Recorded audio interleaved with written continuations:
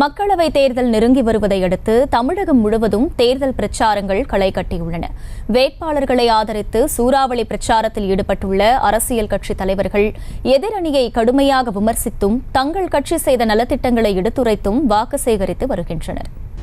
சிவகங்கை தொகுதி அதிமுக வேட்பாளர் சேவியர் தாஸை ஆதரித்து காரைக்குடியில் நடைபெற்ற தேர்தல் பிரச்சார பொதுக்கூட்டத்தில் அக்கட்சியின் பொதுச் செயலாளர் எடப்பாடி பழனிசாமி கலந்து கொண்டு வாக்கு சேகரித்தார்.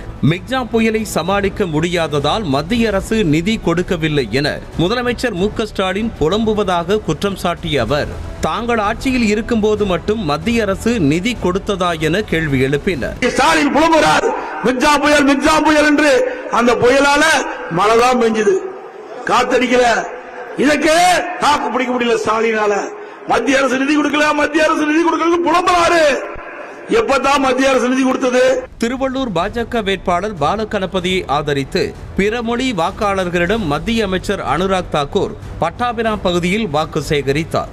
அப்போது செய்தியாளர்களிடம் பேசிய அவர், மக்களவை தேர்தலில் தமிழ்நாட்டில் பாஜக சரித்திரம் படைக்க உள்ளதாக நம்பிக்கை தெரிவித்தார். This time Tamil Nadu has made up their mind.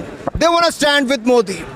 The Tamil Nadu people say, my choice Modi, my choice Modi, my choice Modi. And they're going to vote in large numbers for Bharatiya Janata Party and Alliance. And I'm sure BJP is going to create a history here.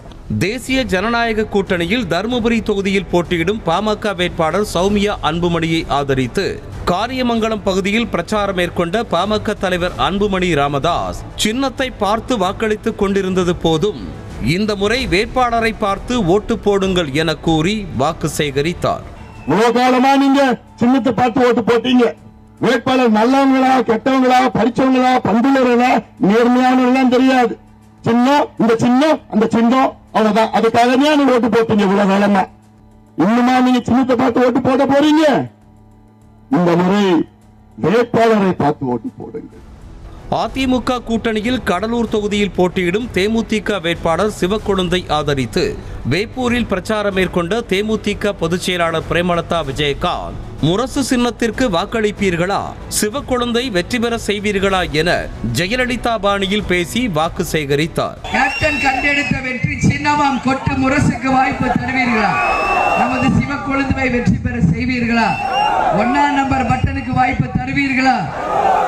Annur பகுதியில் பிரச்சாரம் மேற்கொண்ட நீலகிரி பாஜக வேட்பாளர் L Murugan, Avinashi Athikadavu திட்டத்தை அரசியல் காழ்ப்புணர்ச்சி காரணமாகவே திமுக அரசு முடக்கி வைத்துள்ளதாக குற்றம் சாட்டினார். தொடர்ந்து பிரச்சார வாகனம் அருகே நின்றிருந்த மக்களிடம் தெலுங்கில் பேசி வாக்கு சேகரித்தார்.